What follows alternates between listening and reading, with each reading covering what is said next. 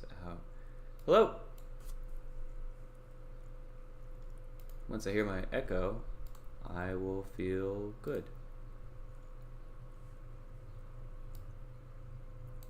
All right, there we are. Neat. Hi. I'm Calder. I do these classes all the time. I need to turn this echo off because it's going to drive me insane. And what we're going to do is just go through some basic sort of design, I want to say 3D modeling from instruction with Blender. If you are, I think, even if you consider yourself sort of a beyond novice, I would say that a lot of this stuff will be redundant to you, but we will be going through just sort of intro techniques and how to take illustrations from people and sort of create basic low poly 3D models. The things that might be interesting if you feel like you're more advanced or intermediate, those will be coming in the following days. We're going to go through rigging, we're going to go through shading, we're going to go through simulation, we're going to go through rendering. We're going to go through all of that, but not today. Today is a lot more simple. We're going to be going just through how to do basic 3D models and basically how to build something from another person's standpoint. So let's say we had an illustration and how we would take that illustration and turn it into a 3D thing. What we're going to be basing all of this on is this thing right here, our flyer.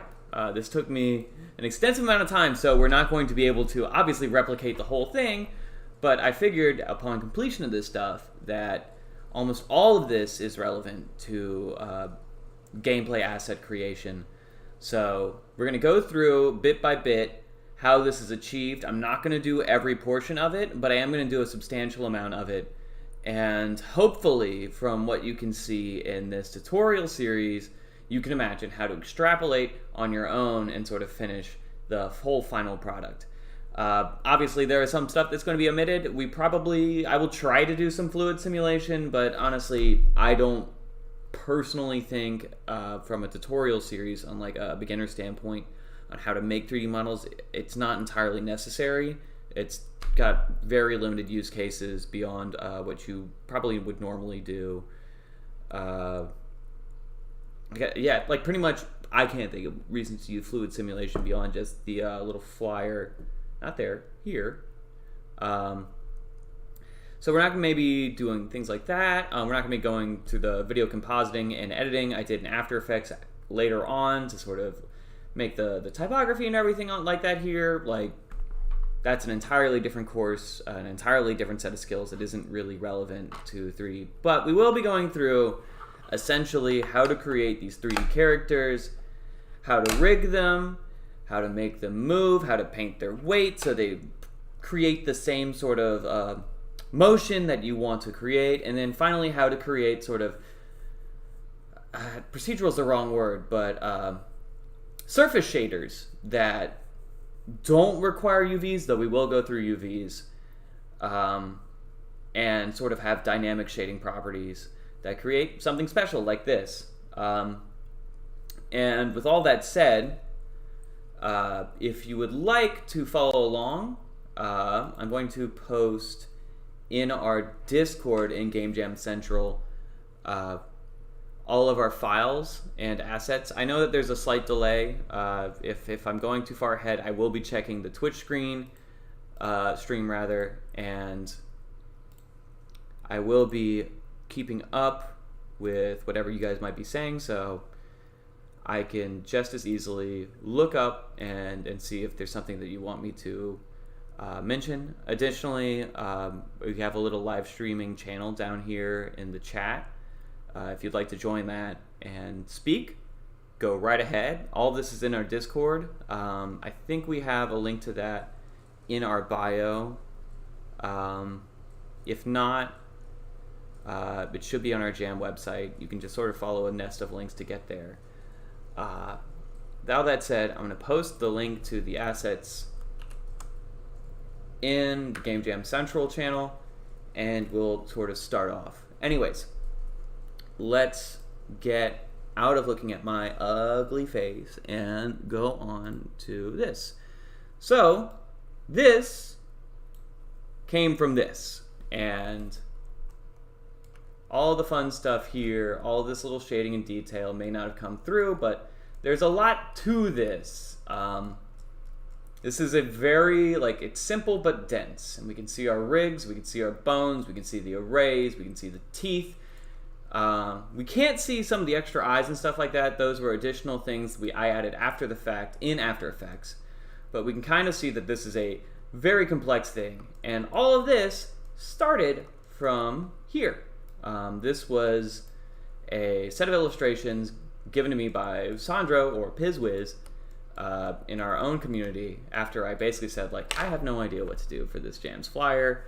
And I felt, I don't know, I'd gone through, I was just finishing up school, I think. I don't know. We've been doing a lot of creative stuff, and I was creatively a little bit broke at that moment. Happens to everyone. Sometimes the juices just ain't flowing.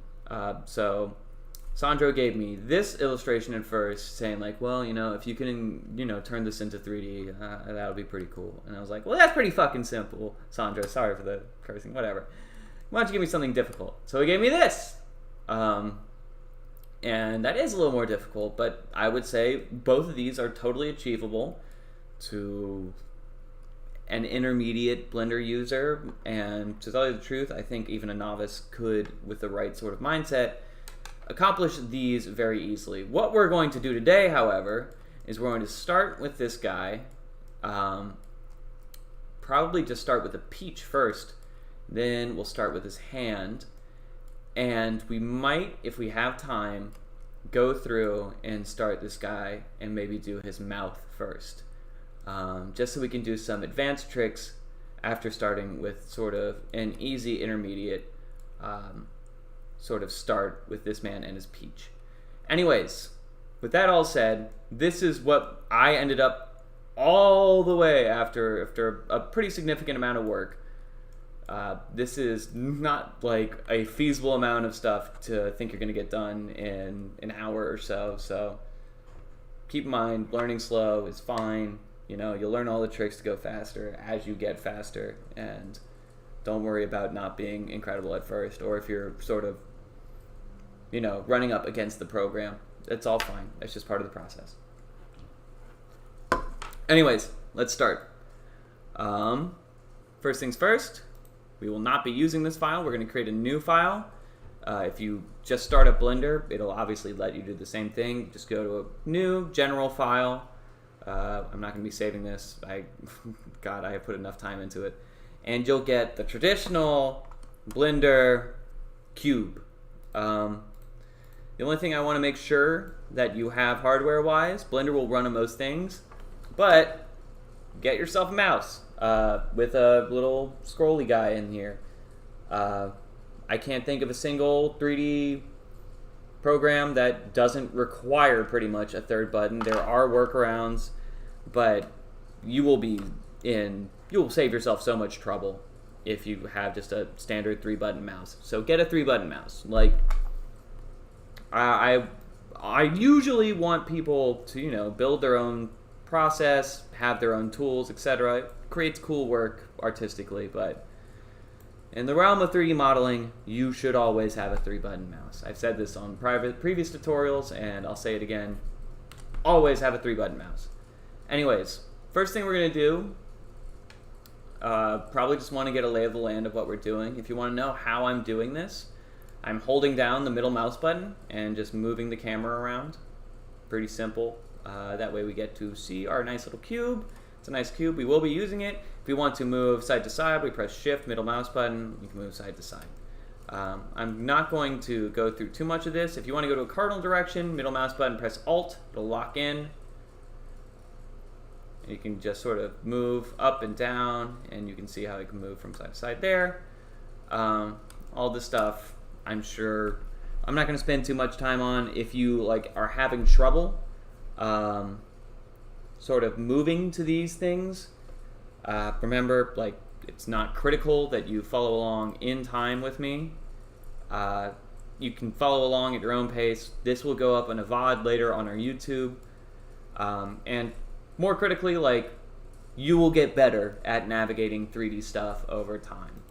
It may not initially sort of make sense to you, but as time goes on, eventually it's just second nature. Anyways, first thing we're going to do, we're going to go up here on this little top row. This is a very important little row for Blender. This is where you sort of add your primaries and things like that. So we're going to go to Add. Before we even add another primary, we're going to add our reference images. And if you go to our NOGD Discord, you're going to see in Game Jam Central, I've already placed those reference images in there. But if you don't want to follow along with that stuff, totally fine too. You can use your own reference images. I'm just starting with something simple so that people who are new to this stuff can sort of see and follow along pretty easily. So don't worry about what's it called? Don't worry about the directory I'm going to now. It's not relevant to y'all. But as soon as I find where I have hid my NOGD folder, there it is. And I have my classes folder, basic modeling assets, and we're going to be using this one with the long and silly name. And look at that. Fun thing about this, whenever you add an image in Blender, it's going to try to match your exact sort of point of view. I think in conjunction where the 3D cursor is. So if we want this to be in a different rotation, like let's say head on, which is something we will want, we'll go to Add, Image, get our view head on like this. Remember, using Alt.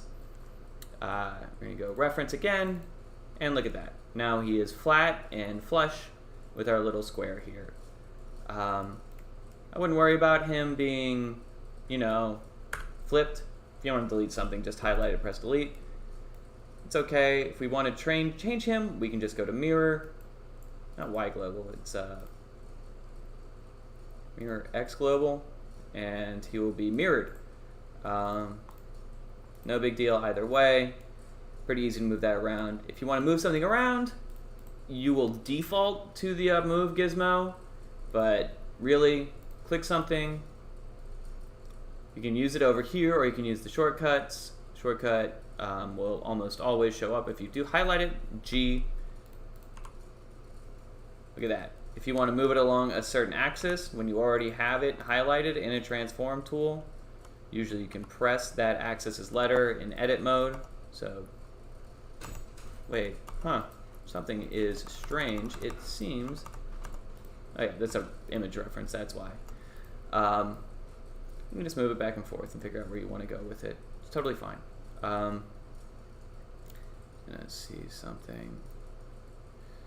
Anyways, from here, we are going to look at our cube.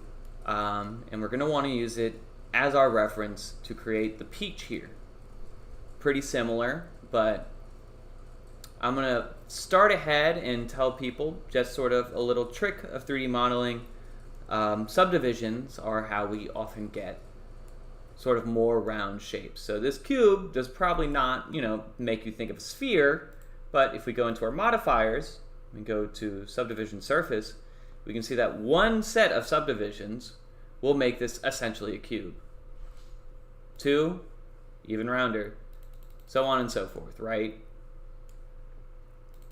So when we're making a low poly model, don't worry about it not initially taking the shape you want to. In time, we have tricks to kind of get there ahead of time and make it look more like that. But for this model, actually, since we are going for a pretty direct sphere, I would say first thing you want to do is to do exactly that. You can actually create objects that sort of have these properties already. That's fine. Like icosphere, UV sphere, they can kind of do it. Spherize, they can do this. I like doing this because it gives me the exact sort of amounts of vertices that I'll want to use to make a very basic thing. We're going to be using less information and building it into more information, if that makes sense. So what you want to do here now is, once you've added the modifier, you can add the modifier by clicking on the little wrench here. Going into, I'm going to remove it so you can do it again. Wrench, when you have the cube selected in object mode, making sure it's object mode, select the wrench, you'll have this and it says add modifier. Go down, find subdivision surface, click that. Change both of these to 1, levels viewport and levels render. Typically, I wouldn't always do this, but we're just going to do apply. And now our cube is a sphere.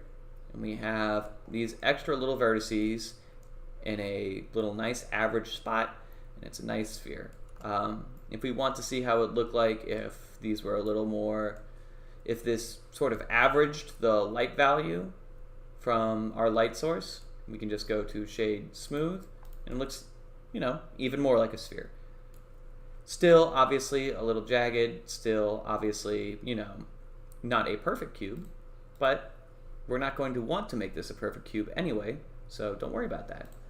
Anyways, from here, we're going to actually start doing the work, and we're going to start making this a peach.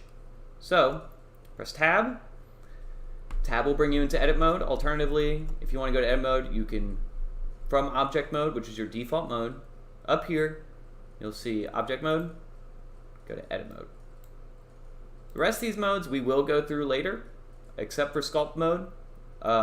That is more akin to a high poly workflow, and we will not be doing high poly workflow stuff. But in edit mode, that is where we can click and move vertices. So this is kind of how we do our low poly sculpting, right? Anyways, let's go through a basic anatomy of what a 3D model is composed of. We have vertices, which are the points here in 3D space that together create faces or planes or normals. Normals are the sort of stuff that we see images attached to and take on light. And this is a face. A face will usually house a normal. And edges. Edges are simply two vertices together, right? And where we determine that these two vertices meet. So the relationship between this vertice and this vertice creates an edge, and we have defined it as such. However, obviously, there could be a relationship between these two vertices, right? But we have told the program as much that we don't want that. Whether or not that will always be the case, funny thing, eventually in game engines, they kind of make up that decision for themselves. Because most renderers will still simplify these faces from quads, which is a space of 4 vertices defining a face or normal, into a 3, which are tris, which is 3 vertices creating a face or normal. Quads versus tris is a thing that we can bring up later. We're probably going to bring it up later during our sort of animation tutorials. For right now, though, our basic thing is just going to be saying you're going to want to have quads almost always over tris. However, for this type of work we're actually doing right now, tris can be acceptable. The basic rule of quads and tris on whether or not you should want one, this is a very basic rule, is if your model is organic, moves, is like fleshy, or, you know, like a person, like it bends, it stretches, it folds, then you're gonna want quads. If it is like a machine or a can or a car, then tris are acceptable to have on your model, but not necessarily always the best choice. We'll go into why that is later. It's just not important to know right now, other than quads are good, tris are bad, and if possible, almost always try to use quads. Anyways, enough yammering about that. Now that we have our little shape here, we can see that our peach looks like a little butt, right? there are a couple ways we can do this. We can do this the old-fashioned and easy way, and I'm going to do it very quickly just to show you. If we want to get that little ridge butt in our peach, we can simply take our vertice and bring it in on each one of these until we kind of start to get the shape we want, and we get that little peach butt. And that's just using the transform tool and moving things to where we want them to be. And we sort of have it more. If we add the subdivision surface modifier, it sort of looks like that more. But it's uneven, and it's not necessarily what we want when we want to do that. So we're going to undo all that. Undo, like every program in the world, Control Z. We're instead going to use edges. And I like sort of bringing this up because it's going to teach us two things. One, that sometimes it's not always perfect to use vertices, even though they will probably be your most... You got very close to butt rendering.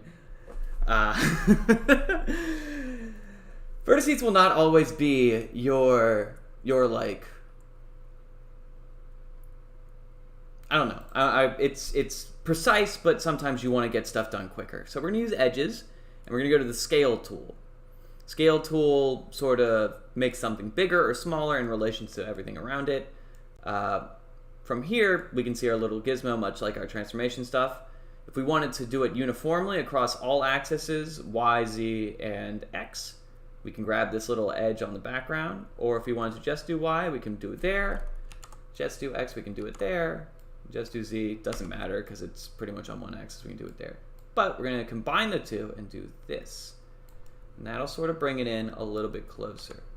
Now, I don't know if I like that as much, so I'm going to use these two. And I'm going to bring it closer with the transform now that we have that. And we're going to start sort of moving it up. And if you're wondering why this looks like a little bit funny, it's because I have the subdivision surface already on. Definitely. And if we turn our subdivision surface on, we can kind of see what it would look like on top of our initial cage mesh here. And we can see that it sort of is starting to take more of a butt shape. There are other ways we can make this a better incremental thing, and that's using proportional editing. And if you've ever used Maya, the term you might be a little bit more familiar first with is soft select. And that will collect things along your vertices values and its close neighbors. So it'll add some sort of influence to the things nearby it, as well as the edges you've directly selected. And all of this is just little ways you can do the little butt on a peach, but you don't have to do all the tiny little work by yourself. Anyways, I'm beginning to realize that I like this top part to come down a little bit as well. And I like to bring it in. I'm going to unselect it, bring it forward. I'm going to start slowly sort of mixing these things together until I get what I want. But the other thing I've realized is that this is creating too great of a drop-off, right? So we're kind of getting something that dampens into our peach shape, but because of that, it's like a very wide butt. And we don't want a wide butt. We want more of a defined buttocks here. Easy fix. Much like the subdivision surface modifier that we used just a second ago, we can also add subdivisions fairly easily with things called the loop cut tool, as well as the knife tool, etc. When we're working in subdivisions so small, like this, that like almost any renderer could handle it, going back to the dawn of like Silicon Graphics workstations and the Nintendo 64 and whatnot. Don't worry about having additional loop cuts that might seem redundant. You'll probably find a use for them anyway. Anyways, loop cut tool will start to highlight the area between your faces here, and these will create subdivisions all the way around. If we want to create a loop cut subdivision here, we'll just highlight there, hold our click, and we can move it to where we want to. And since I want sort of a sharp drop off, I'm going to move it very close to the edge here. Now you can also mirror it on this side. The only thing I would say against that is you could do it that way, or you could let the machine do it for you. So this little mirroring tool right here basically just says that it'll try to achieve symmetry on whatever axis you apply it to.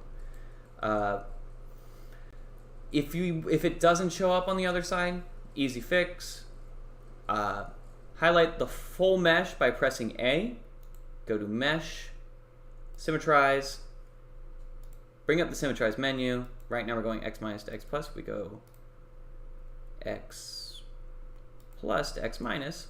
We'll have the same cut, same spot over there. Neat. Anyways, now that we have this extra little mesh, we're going to click out, unselect a lot of things, and we're going to try what we did earlier again.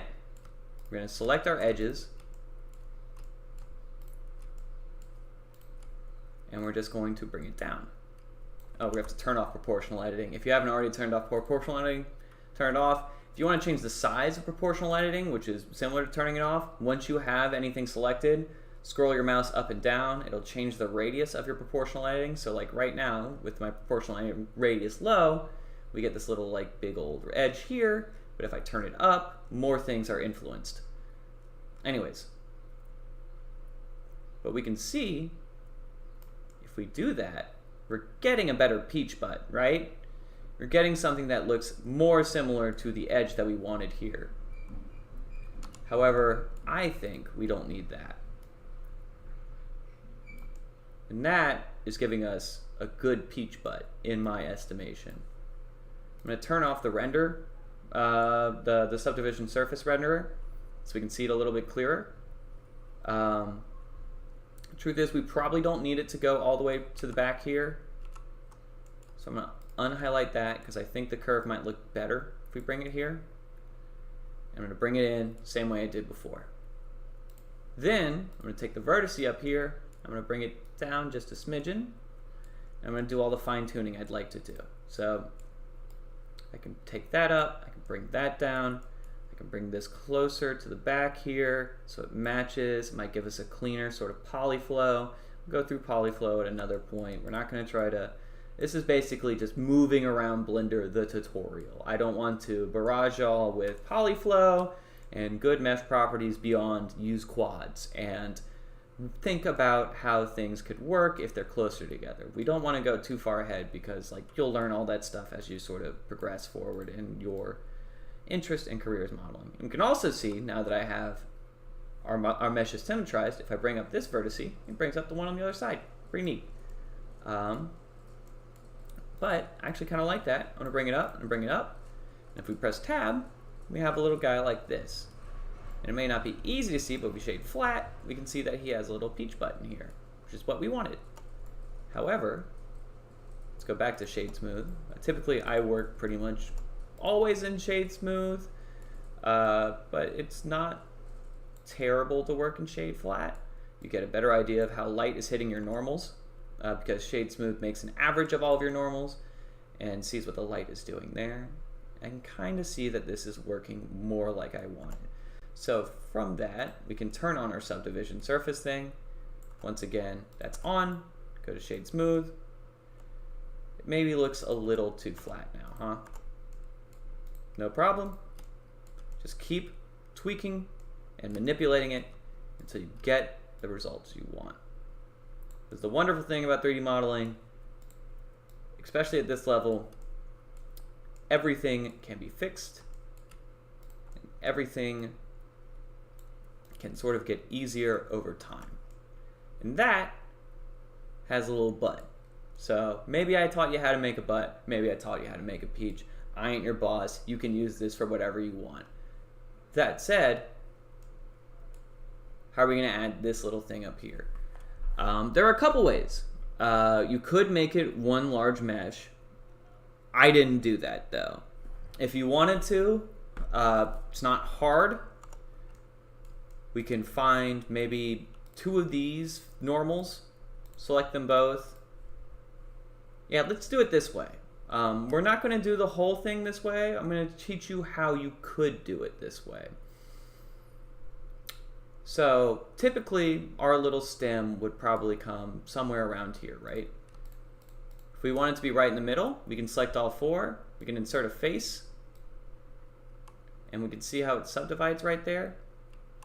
And we can bring that face further in. Not ideal. I don't really like doing it this way. I don't think that's necessarily the best way to do it. So instead, let's take these two, insert a face. You see how there is a face now. Think about how large you'd want the stem to be on one axis. So I would say I am okay with the stem being around that big, this wise. What we can do to bring that in, select our edges. This is global positioning. That takes on our normal axis. You can kind of see it on the grid down here. And if I go into Alt, we can see it over here, right? It takes on the sort of cardinal directions there. We don't want that. We want it to follow the sort of path locally along the normals. So if we do normals, we can see how the gizmo sort of changes, right?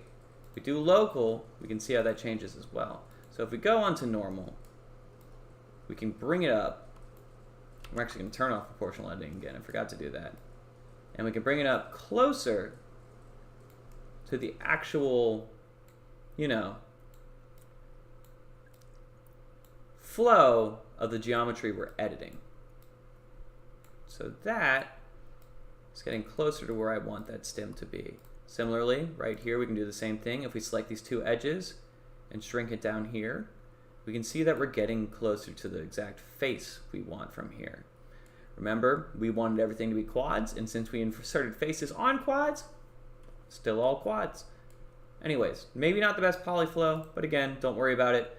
We'll likely add more subdivisions as we go, and this is not necessarily the point where like bad polyflow will really screw you. Man, I wish I was at Turbo Squid right now. Or the person who I replaced at NOGD now works at Turbo Squid. Replaced such a mean word. He stepped down. Much love to our friend Austin Heck. Anyways, now that we have a small little guy up here that is roughly the sort of circumference of the stem we want, we can select both of these. We're going to go to Extrude Region. I'm going to go back onto global, though we could actually go to normal.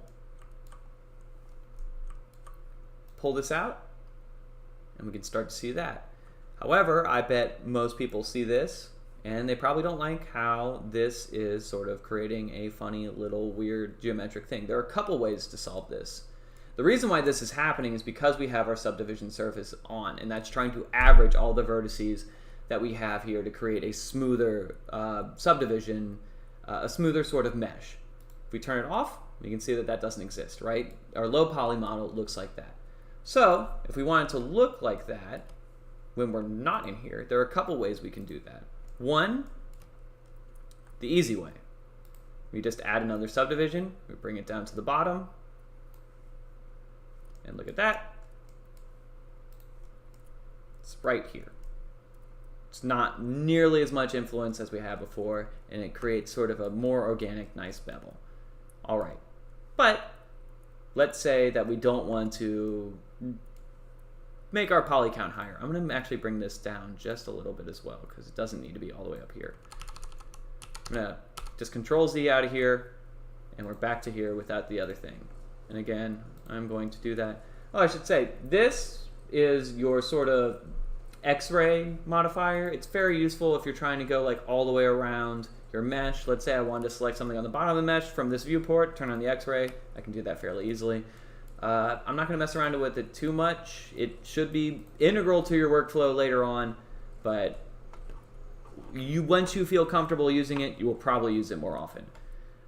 The good thing about it, though, is once we have our subdivision stuff on, we can go into here and we can select the bottom part. Let's press this. You can either just shift click all of them to collect them all, or you can hold Alt, and usually the Blender, the program, will sort of pick up that this is creating a ring. And from there, it'll select everything around that ring as long as you hold Alt while you click one of these. So let's try that. So not this one, but hold Alt, and there you go. Anyways, we can just make a edge crease here.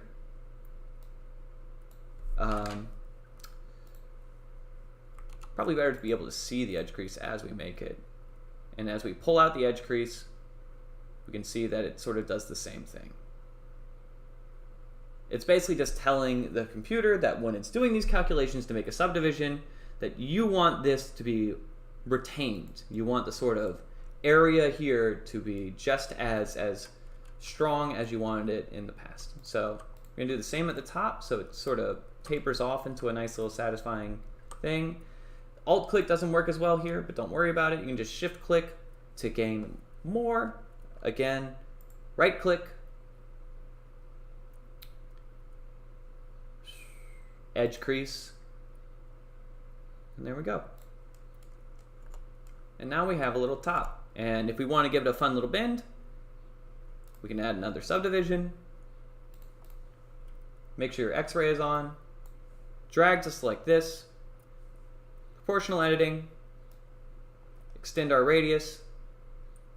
There we go. And we can sort of play with that as much as we want. And like that, we have a fairly convincing peach. Even if we turn down the subdivisions, we still have a fairly good peach. This is a fairly expensive peach too, insofar as like, you probably wouldn't want to add this many subdivisions on a game-ready asset. For the most part, you're going to want most of your game assets to be fairly mean and lean. So we still have this guy right here with just enough sort of subdivisions to look distinct and look like a peach. If we want our peach to, you know, have the colors of the peach, maybe it just helps us mentally to see it that way. We're going to go into we're going to select our peach, going down here. This is your material properties. We're going to make a new material for it. I just like using, we'll just use a diffuse BSDF. It's a fairly simple shader. We're going to have longer talks on shaders going forward. Choose a peachy color in the color thing, and these are our viewport shading options. Wireframe, basic black and white, unlit color, lit color. All right, and that's more of a peach color, but obviously the stem wouldn't be the same color. Want to fix that? Easy again. Let's go to faces, alt click, shift click. On your material property, add a material slot. We'll do the same thing. New, diffuse BSDF, and we'll find something closer to brown, which is going to have to go down in value a bit. This, and we'll click assign, and there we go. Now we got a little stem on our peach. And if we bring this into light,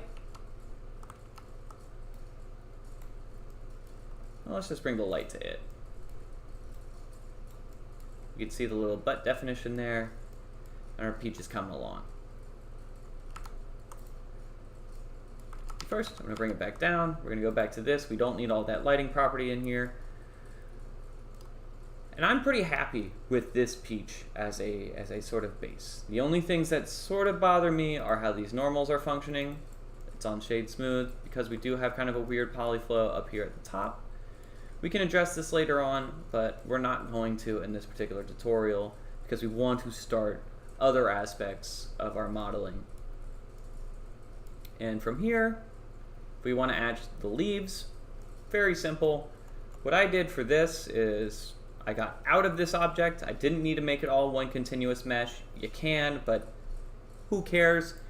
Went over here. Because I was just doing a simple render, I added a plane. Easy way to edit planes. Look at them head on. Go into Edit, Subdivision Surface. I brought this up.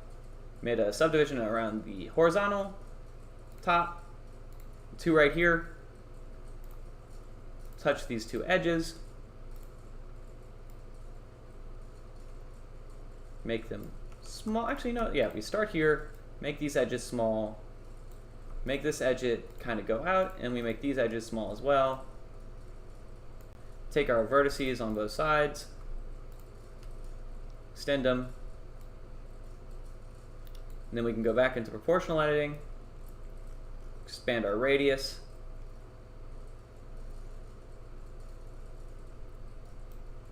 flatten it,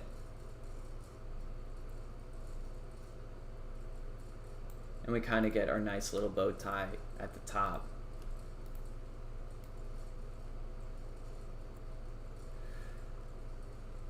Yeah, let's just get it right to where we want it, and no more.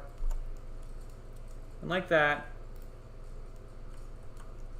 if we just rotate it up, sorry about this, don't want to give anyone motion sickness, but use our rotate tool. If we don't like our rotate, we can just literally rotate n degrees, type in what we want, 90 degree, and let's flatten it. Just gonna do that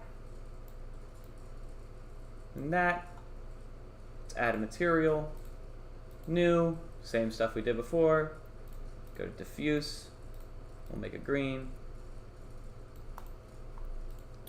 and we'll just put it right here. Once again, adjusting its rotation and its size until we get it to where we want it to be, and putting it right here. If you want it to stay here all the time, first select it, then making sure you're in object mode, shift, click your peach, right click, parent, object. Now whenever we move the peach, we'll also move the little stem. And that is a very simple peach. So that's obviously easy. This is not a hard thing to make. If we want to do some extra stuff, we can make sure that we apply our transformations. This sometimes helps us with weird stuff, like how certain normals will be affected by light. We're not going to go into UVs right now. We're going to do that later. Though, I wonder if we just use the Smart Unwrap, press A, how it will look. Smart UV project. Sometimes this is fine. Island margins and stuff like that. We're going to go over that in another class, not right now. Sometimes that will correct lighting issues. Sometimes it won't. Again, UVs is another class. UVs are complex. If we want to see it with more subdivisions, we just press it up once. Get our little peach, go into this mode, and we can see that our peach has our little bud. If you want to squash it around, if you don't want to do it by vertices, just make sure in object mode. We can squash them, we can move them, we can make them wider, we can make them different, etc. And that's how we make a small little peach from reference. And that, surprisingly, actually took 45 minutes. So, having done that peach, I think we can go ahead and maybe go through a higher level aspect of how to create something. So our peach here is now a final object. I'm debating internally going from very beginner to something slightly more advanced, but this really isn't that hard. I'm gonna just bring in our other reference. So add image reference, we're gonna bring in this guy. And what I'm gonna specifically teach is how to do this fella's teeth. And while I move that in, I'm gonna, proportionally make it to the size of our peach here. See, kind of matches, neat. This guy's teeth and his whole weird grin. If we end up doing it the same way we did the peach for each individual one, that's a nightmare, and that's going to take 4,000 years. And I don't think anyone wants to spend 4,000 years doing something like that. So what we're going to do is make a very quick teeth asset. So do it the same way we did everything else. Let's go back into here, make a cube.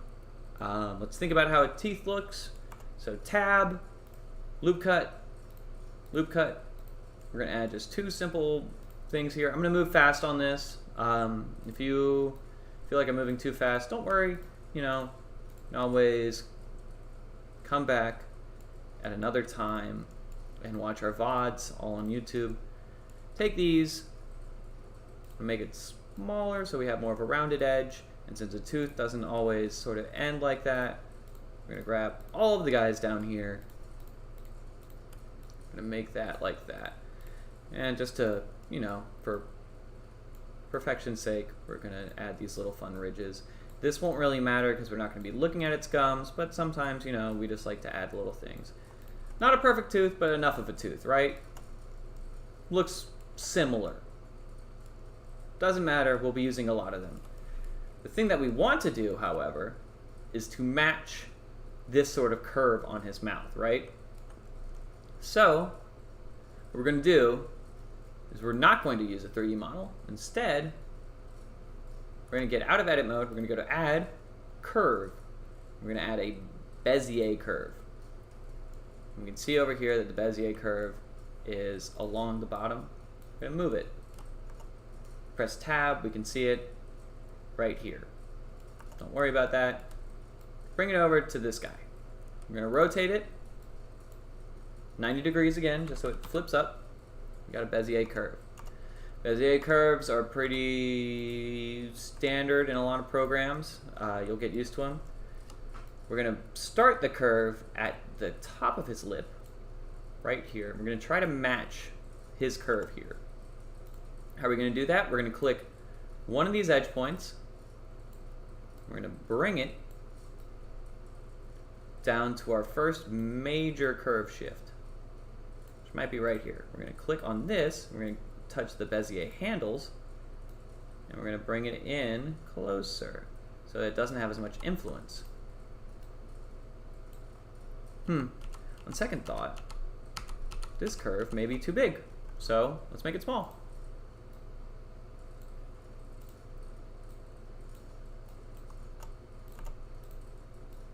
Bring it in again. We could make our lives easier too. We could just, from this object mode, we could edit it and just match it this way. And sort of see that we have a little bit of a curve already here. Press tab, we're going to go into here, and now we're going to start actually moving these curves. And we can see every time we move these curve handles, it changes where the curve ends up, right? So what we're going to try to do is just match it.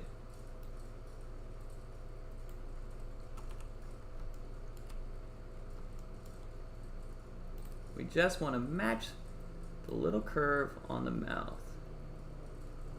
And as we get closer, it doesn't have to be perfect. Remember, like, you're changing something from 2D space to 3D space. It will rarely be perfect, and it's frankly slightly impossible to be perfect, so don't worry about it. And we're going to move all of our stuff until, like, I would say until you find it just not negotiable, right? Like, you can't get it to move where you want it to. And that, to me, is right about here. And we're going to press E, and we're going to extrude another point on this Bezier curve. And we're going to do the same thing. We're going to play with the handles on the curves on both of these until we start to match up. And it looks like we're mostly there, right? We have a nice little line following his lips. Pretty cool. But why? Why is very easy.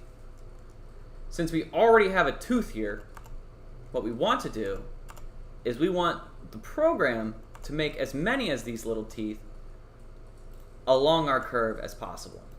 So first thing we're going to do, we're actually going to make this a small tooth. Going to bring it up, just match it to our curve. size in 3D programs is arbitrary in some ways.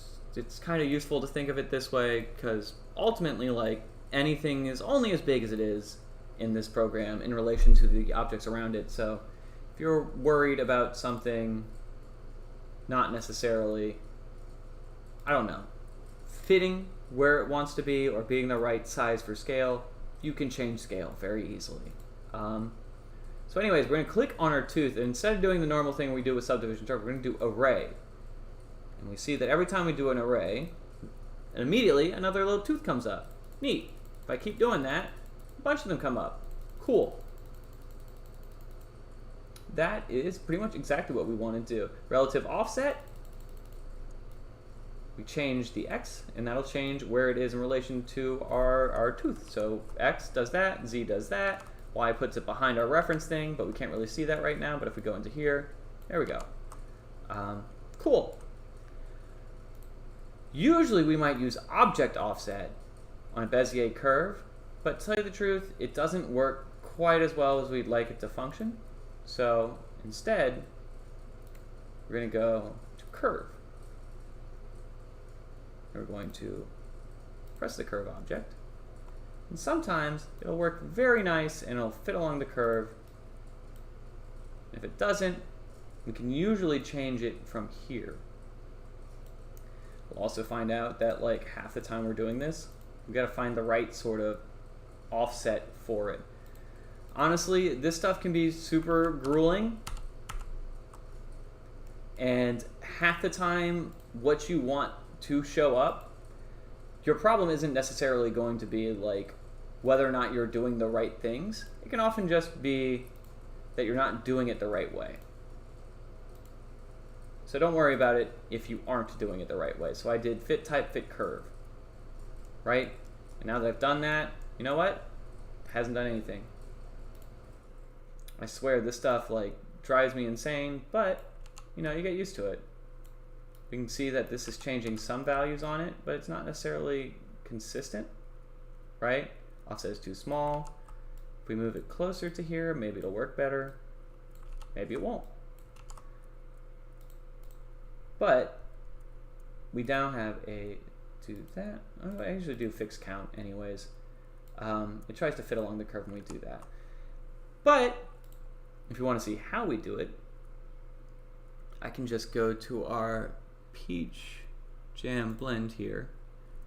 I'm going to save this. Oh yeah, also always save your files.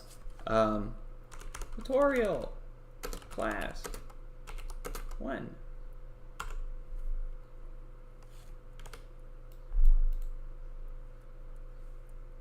Alright, now that that's saved, let's go into here.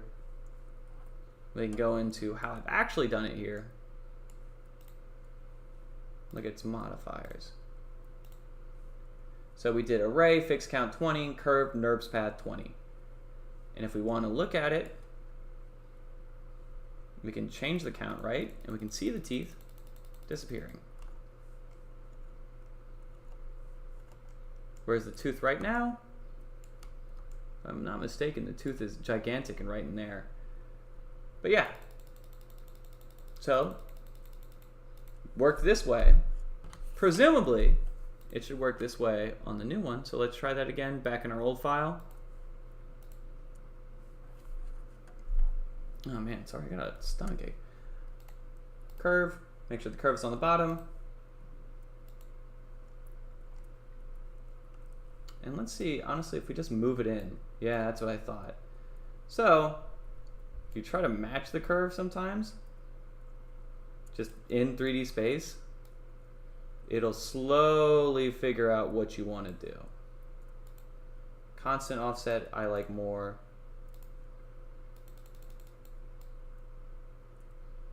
And we can get this weird, funky groove to it. I like this funky groove. But we're also seeing right now that we are starting to get the Bezier curve. However, Bezier curve is also not matching where we want it in 3D space, right? It is technically following along the curve, but it's doing it in the wrong spot, right?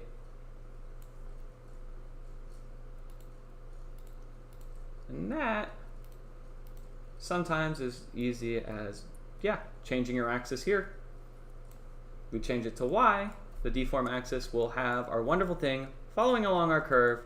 And while they're upside down, don't worry about it. We can change that in edit mode. Select your whole thing, make sure to use X-ray so we make sure we select everything. And let's just, I don't know, rotate it this way. Now we press tab. Oh, maybe it went a little bit too far. Yeah, just keep going until you find the edge that you want represented. Now, probably not the best way to do things. I'm gonna be honest, like, a lot of this tutorial is not necessarily about the best way to do things. I think, in my philosophy of 3D modeling, best isn't always best. Being able to just accomplish your goal and do it in an amount of time that seems reasonable to you is likely best, because it'll also save you in the long run mentally. So yeah, here we go. We have a nice little collection of teeth that go along here. And instead of having to go through and make a ton of individual teeth, we just did it this way. Fun thing about this though is now that we have this, we want the lip, right? Well, the lip might as well follow along the same thing. So let's just go ahead and add a cube. Where is he? So over here. Make him smaller. Add modifier curve. Really is only one curve. So select the Bezier curve, deform axis Y, and I'm going to bring it down into the curve.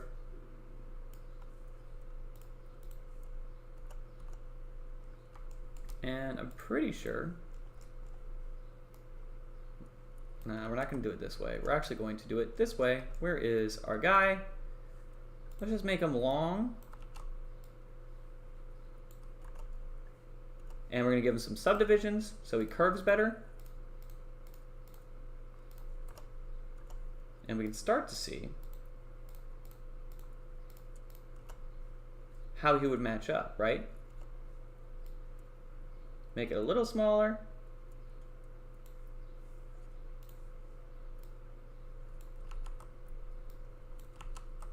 And if we want this to apply, we just press apply. And we can bring it down. And we have a very rough approximation of the lip. Obviously, this is not in 3D space.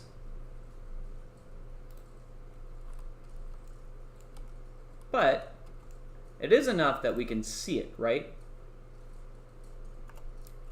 If we want to make this in 3D space, we can look at our curve. Here it is. And just as we thought before that the other stuff didn't work this way, let's move that out of the way. We can, of course, move our points into 3D space, and we can see how these follow along already. And just sort of feel out what you think a mouth would look like. Keeping in mind that your Bezier curve aspects will have to match it as well. And we can extrude from here. Honestly, I think I just mirrored this. Which was totally possible. We would just want to set our origin point to a good spot, and all we'd have to do for that is move all of these right along the y-axis. I'm fairly certain, even with Bezier curves, we can just have them all selected, press A, and then curve. Control points. It should have a symmetrize option as well. Segments. Smooth curves. I won't be surprised if it doesn't, though.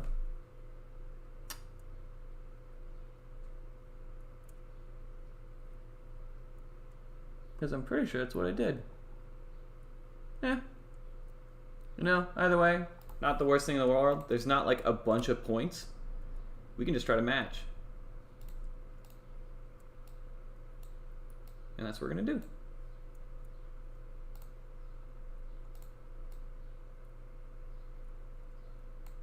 Bring this in to match the curve over here.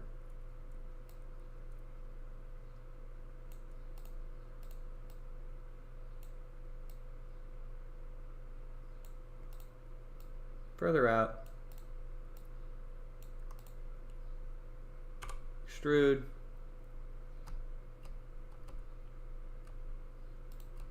and I'm just going to, when I transform, lock it along this axis and put it roughly in the same spot. Not like the most ideal thing, but this is a quick and dirty tutorial to teach you quick and dirty ways to make models, so I imagine any of y'all with a decent imagination can figure out how to make this cleaner. And I did before in the past, so neat. We can check our work sort of by going on different axes. We can see that these don't match up. Easy way to make them match up, do it in here. Same deal.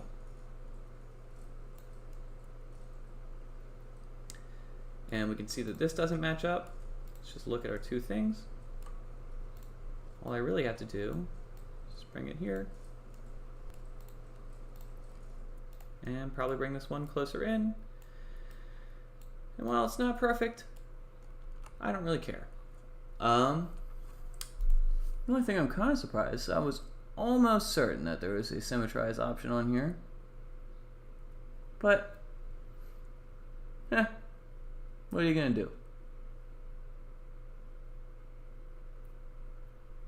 Either way, now that we have this here, we can do the same thing we did earlier. We have our array, we have our cube. I'm gonna just make a new one that does the same thing as this old one. Add, mesh, cube. Make it small so it fits about the size of the lip that we want. Make it long. Add our subdivisions in so it does the proper sort of curviness that we want. In edit mode, 1, 2, 3, 4, 5, 6, 7, 8, 9, 10, 11, 12, 13, 14, 15. Good. Add modifier, curve. We only have one curve, Bezier. Deform axis Y. Bring it down. Or in this case, bring it closer. And we can see that it tries to match on both sides. Now, is it going to match perfectly? Yeah, probably not. But our curve isn't perfect. It is trying its best. There we go. We have a mouth. Anyways, that is going to be it for today on just how to cut corners, how to use arrays, how to do simple modelings, how we made our little peach, how we did all that. If we want this stuff to apply, just go to apply, and then we can move it a normal way. These are all basics. They're not going to go into rigging. We're not going to go too far into that. I am going to just provide a pre-rigged character for the next thing, because articulation and hands and all that, that's a thing that like character modeling can go for quite a while, and we're just not going to do that. However, doing all this, I will provide sort of simplified things like this, or if you guys like, I could just make it really fast. And we'll go into how to rig these characters so that we can move them later on. Anyways, if you enjoyed this, thanks for watching. I know this is always kind of loose. We make it kind of loose. If next time you want to participate, please feel free to join the class. It's down there in the Discord, and I can answer and follow along and see y'all's progress and make sure that everyone sort of learns at the same time. But otherwise, you know, it's been a pleasure as always. We're going to keep moving from here, and thank you for watching.